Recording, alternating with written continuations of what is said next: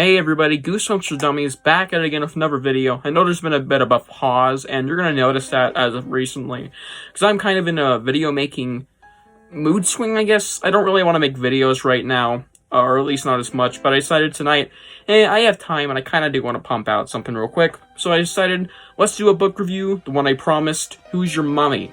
So Who's Your Mummy is the 6th book in the Horrorland series that came out in the later 2000s for a new generation of kids, and this one is the mummy book of that era. This one is not very popular, but it has a very iconic cover for wrong reasons, because it's just kind of stupid. It's a mummy playing Ding Dong Ditch, or at least it seems like that. He looks like gonna run away, you know?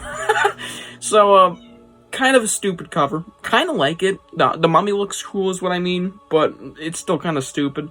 And also, want to quickly address something. If you hear that, do not be alarmed. There's no bomb in the room. If you couldn't hear it, I don't know then.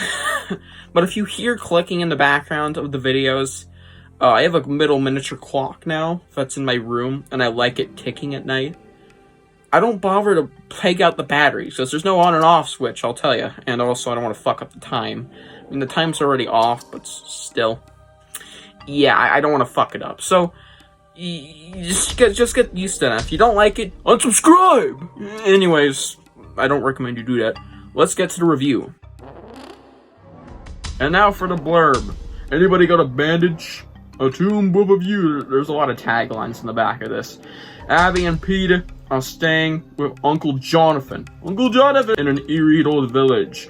Their uncle knows a lot about Egypt, and his living room even looks like an ancient tomb. Do other secrets lurk inside the house? Mum's the word. That has nothing to do with the story, by the way. Next, Abby and Peter will get all wrapped up in a terrifying mystery. Slappy the Dummy and other villains have been sighted in Horrorland theme park. A monster named Byron might offer help, if they could find him. From Mummies to Dummies. Yeah! Interesting back blurb. This book, I'd say, is actually a really decent mummy story. It has a unique spin. Instead of going to Egypt, you're going into a mansion that looks like Egypt. It is a very large house, by the way. And there's a lot of disturbing, I tell you, fucking disturbing scenes in this book. And it's one of the creepier, I'd say, of the Horrorland books I've read thus far. Or I've reread thus far, sorry. I think I've read them all. If not, I might have not read Ever Had You Lose. I'll just say that. This one is just a very creepy read. It had a very interesting villain and a couple interesting twists. And overall, it's just a really decent Horrorland book. So for my upsides, I immediately gonna have to commend this book for its scariness. Or rather, gore, if you want to say that. So, the villain of this book, of course we're in spoilers now, is this person's uncle. It's not the real uncle, it's actually, I believe, Cleopatra or something. Or not Cleopatra, but a very, very old mummy. Or rather, an ancient prince who has been living off raw, dead, destroyed, and decomposed meat from living mummies. He is eating it.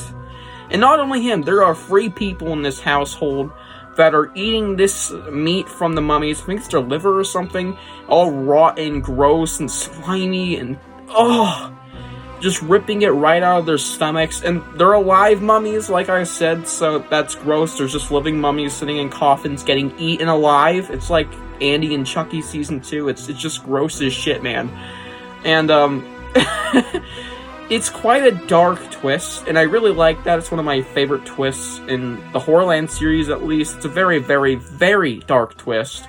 And, there's also some disturbing imagery added with that, with the mummies actually pleading with the main characters to end them, basically kill them. They do get their wish, don't worry. They don't have anybody to stay with. They're at their uncle's place, and their uncle's a fucking madman. And, they're being chased by this other guy who turns out to be their real uncle in the end, but still kind of scary being chased by a total stranger.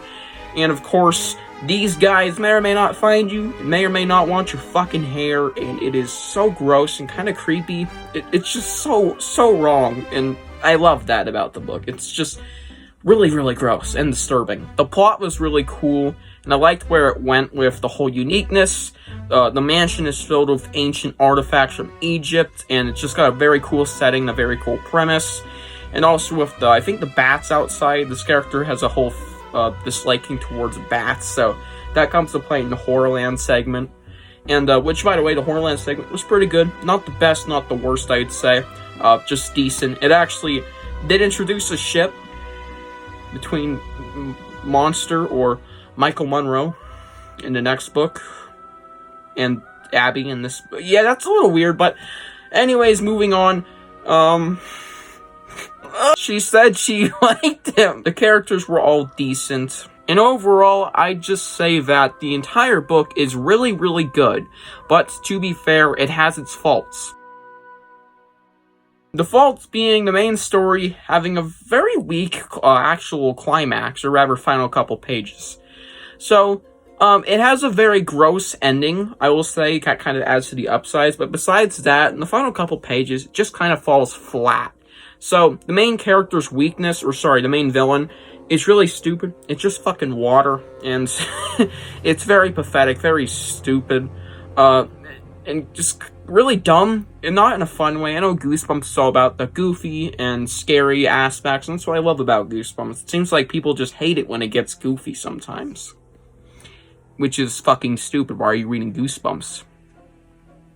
Yeah. It's just that it's a little stupid and over the top here. I don't really like the water aspect. It was not even like a huge like story element. It was like, oh yeah, this cat died. Oh, the cat was Cleopatra. That's what I said earlier, I think. I might have cut that out of the video, but still. Yeah, this girl has a water gun, so does her brother, and they squirt the cat, or at least she does squirt the cat with the water gun, and it evaporates. Yeah, that's how they kill the villain, in the other mummies and stuff. It's just kind of stupid. I just don't like it. The pacing was a bit off, I'd say, which wasn't a huge issue, but it's just, you know, a little off, I'd say. Kind of dragged on in some parts. This is my final, downside. And, it kind of has a fetish involved in the book, and it's kind of gross. It's kind of creepy. It's kind of an upside, but the way it's built up is a little creepy in the wrong sense. Hair.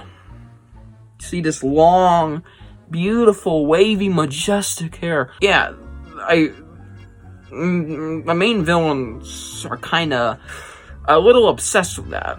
They kind of want this hair. I don't know what they fucking doing with it, but they want your fucking hair, and it's a little fucking gross the way to describe it.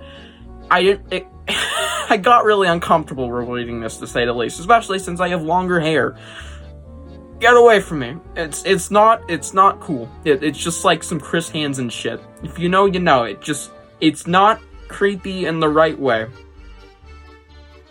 And now for the rating of this fetish masterpiece. I'm gonna give this book an 8 out of 10. It had a couple flaws with the pacing and the, you know, climax falling flat and the hair fetish shit being weirdly described. But besides those couple things, I think this book was really, really good. It had a surprisingly scary story with a really, really interesting setting and decent characters. And yeah, it was just a very, very entertaining ride. And if you're looking for a unique mummy story to break the formula, there's the mummy story. It is quite a great story, I'd say. And yeah, let's conclude this book review. So, if you guys enjoyed, tell me what you think of the book below, and I'll see you guys in the next one. Bye.